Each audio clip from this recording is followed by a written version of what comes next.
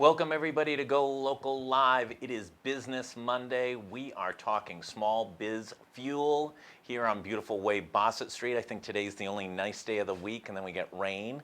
I'm here with CEO, co-founder Jeanine Sinanan Singh, who started Vitae, a very interesting, cool way of developing medicines in pharmacies to make things more efficient.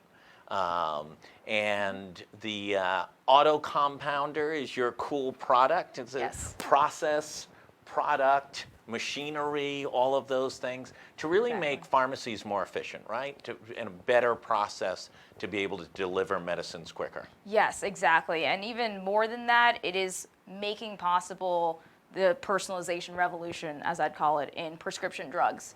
Because really, there are many patients out there, women, other ethnicities that are, not getting what they need from the existing doses on the market. And what we're doing is unlocking accessibility by making these processes more efficient, automated, higher quality, more standardized, so that more patients can reach and access these types of medications. So it's really the customization of medicines in the right dosage, the right sizes, for better efficiency. Exactly. And there's a great but also terrible story that broke a couple years ago on the drug Ambien, where that drug was available in one dose when it was released in the early 90s, 10 milligrams. Same for men and women. That was how it was recommended to be prescribed. And someone noticed that there were a ton of women showing up in the emergency room in the morning with Ambien still in their system with motor vehicle accidents. And it came out that taking Ambien actually created a 2x mortality increase for women on that drug, because when they woke up in the morning, they would have as much drug in their system as a man did when he was falling asleep. What was the genesis for the business model? So for the business model, we were looking to find an area where we can enter the market and make the biggest difference immediately. And that meant going after independent pharmacies, which interestingly enough often offer something called compounding services, which is the process of making a personalized medication. And what that means today is, and what that's meant for decades actually, is taking a mortar and pestle, grinding up tablets or powders, and making that final product for you personally by hand. So what we're really bringing to the market is the auto compounder, which is a machine that allows pharmacies to automate this tedious step that is error prone and ensure higher quality, great standards, and a much more efficient process that can allow them to grow their business. And in addition, we have in terms of our business model, once the machine's sold, we sell consumables for about $2 a piece, and that helps prevent cross-contamination and gives the flexibility these pharmacies need in order to, again, serve this set of personalized drugs, which can be very, very varied.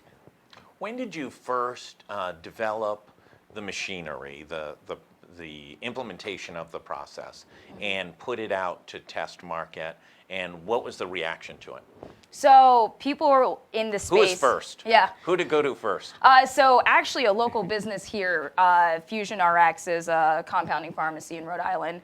And David Hughes was a great mentor and advocate early on and was very excited about the automation we were bringing. And that's generally been the response from the space, because these processes have been done by hand for so long. People are amazed there's affordable automation available now. Right. And we're really the first ones and only ones in the market offering something to automate producing personalized products with the flexibility that these pharmacies need. So in terms of our timeline, we have 3 machines in market right now, and we are shipping 20 in Q3, completely sold out and selling more for the next shipment. And really leading up to that point has been a 2-year crazy journey, and pivoting a little bit from making tablets to making some other forms that are the most impactful for these pharmacies out of the door. Is this AI? Is this AI at its? It will be one day. We still, we're not eliminating jobs. I like to say that we're really enabling pharmacies to best use their staff and make them as productive as possible, so you can grow your business and keep your staff as is. Well, especially for independent pharmacists, Yeah. they're looking for more efficiency. They're usually smaller companies. This is not a megaplex CVS or Yeah. Walmart. Yeah. Where do you see it going? Do you see adding more products and more processes for more efficiencies for this space, or do you see making the existing mousetrap better and better and better? So our first step is making the existing mousetrap even more efficient and more productive. What else we can support, because it's really a platform technology, Right. is we can support a number of different drugs in different formats on that single system already. So in terms of a pharmacy using this, when they buy in and start using, last month or next month, they know that we're growing with them, Right. and that we can help them make a variety of different products with that same system. So really the next steps are about, optimizing for even higher efficiency, supporting even more complex products, so combining different drugs into the same pill or form factor just as efficiently as it is now to make the custom dose of a single drug. And down the line, as that becomes more advanced, expanding into other segments such as, hospital pharmacy, even directly in your physician's office, because why not get that prescription Absolutely. and then have it personally made for you at checkout? Never understood that. Yeah. Never, ever understood that. As you begin to get some level of scale, where do you see, how do you add the talent that you're going to need? And before you came on, we talked a little bit, you're outsourcing to Brooklyn for the manufacturing of it. Do you see that getting vertically integrated here, and that you control that entire process? So we're definitely going to be continuing to outsource production, manufacturing focus, and continuing hiring here around software roles, because a lot of the growth in the future AI is Right. going to come from really software-driven hardware. And then the other piece where we're growing and our core competencies are in the chemistry side of things. So the hardware platform has been built and is incredibly flexible, and is really a means for us to build on top of along with our customers to expand what it can support from a formulation side, as well as what it can and can't do from the software side.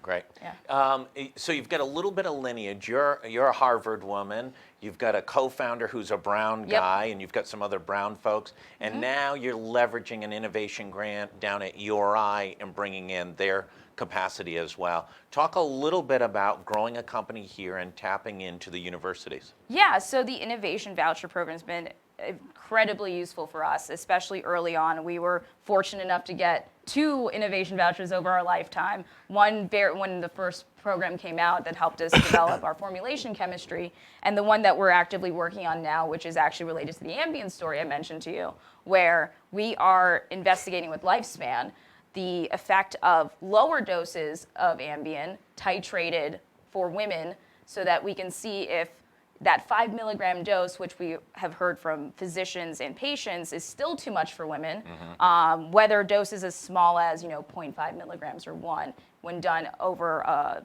couple days, increasing until there's no more benefit. You would think that would happen in the development of the drug, not in the secondary analysis of compounding. Completely agree. I completely agree, but So if that's true in Ambien, there's got to be many other drugs. thousands of drugs in which the dosage of take 2 and call me in the morning is simply off because of different body sizes, weights, etc. Yeah, exactly. And gender's even a big one on its own when controlling for some of those factors, which is the incredible thing with Ambien, along with other psychiatric drugs.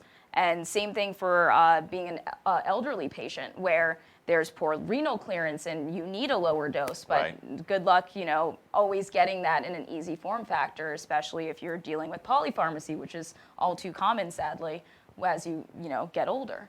Jeanine, do you see the talent base here to be able to grow the company to the level and the partnerships? You mentioned Lifespan. I'm sure you've got relationships with Brown University because of it, Yeah. as well as the University of Rhode Island. Is this the right size state with the right size partners to be able to grow the company? So at least in the short run, it's been a really good bed for us to grow affordably or cost effectively ourselves. Just like we're helping others grow cost effectively. It's been great for that. And we've been able to get people from, the surrounding states. We've been using some amount of remote workers. So, to really grow, I see that happening a bit more. But luckily, there's a good pipeline of students that we can tap into for at least some of the roles that we're hoping to grow. But imagining that we're going to be a more distributed company with the way things, more people working remotely. And have you started to look for bigger office space? We preemptively moved into the Superman building is vacant. Oh, yes. Excellent! And I know Brian, who's in the other room over at Commerce, could help you get in there for a cheap price, right, Bri? Well, he's ignoring me completely. Well, then maybe we'll make sure we find more people so we can fill up all the space. Where do you see yourself in 24 months? I mean, forget no business can look out 5 years anymore. Where are you in 24 months? That's a great question. So in 24 months, we're going to be really, we're probably going to be expanding into other sectors. We are focused on the compounding pharmacy, independent pharmacy segment for the next 18 months. Yep. And I see at 24 months us being at a, strong portion of the market with pharmacies automated across the country, at least one in every state, so we can start serving people in a network of pharmacies and really direct people to the right place. But that will be the point where we're going to start looking at our larger horizons and push forward on more of the physician's office angle or the hospital pharmacy angle. Have you started to get the attention of some of the major manufacturers who do pharmacy automation already? Are they already knocking on your door saying, oh, we'd like to partner with you on this? So there's definitely been some interest from those types of folks who supply the compounding space specifically. Yep. So we have luckily an angel investment advisor who's very well known in at least that specific market, and expect that many of them have been teetering around asking us for distribution deals and whatnot. So we'll see how those play out, but we've been really focused on making the best customer experience ever. So we are owning the sales and support and customer success piece of it for now, and at least for the next 12 to 18 months, just so that we can really nail it. Great. Just double back on those innovation vouchers. When did you get them, and then when do they continue through? So the first innovation voucher, I believe we had in 2016, I want to say. So this was when we were like 3 people, kind of still working out of an apartment in Providence, and working closely with Brown on that one. And then this, the current innovation voucher we're working through, we were granted last year. And it's been, a process with IRB approval for doing a study and a lot of different logistics to be sorted through before the real work can start. But we are recruiting patients right now, and things are moving forward a lot faster now. That's great. Yeah. Congratulations on everything. Exciting, great. You're sort of that perfect business that taps into, the strengths of the Rhode Island economy, healthcare, Brown, URI, a bunch of talent. Last question, do you, now that you're generating revenue, will you need to go out and fundraise soon again? So we'll likely go out to fundraise for really scaling growth. Mm-hmm. So we can then, put that 1,000 production unit order in and, really serve the market that way. But if we can, continue at sales goals, and as we ship these systems out, we could, be in a pretty nice mode where we're break even and could decide when to raise again. That's great. Yeah. Jeanine from Vitae, thanks so much for coming in. Really appreciate it. Thank you. Everybody should keep an eye on the success of this homegrown company and how it's tapping into the talent base here, both in our educational structure as well as in healthcare. We're going to be back in about 30 minutes with an independent pharmacy talking about the challenges of the industry. We'll try and connect these two as they're passing through GoLocal Live. And then we'll be back at 4 o'clock with Gary Sass talking about two things: the state budget as well as the No Labels Coalition in Congress and their Unity 2020 agenda that's just been released. It's on GoLocal today. We'll see you back in about 20 minutes.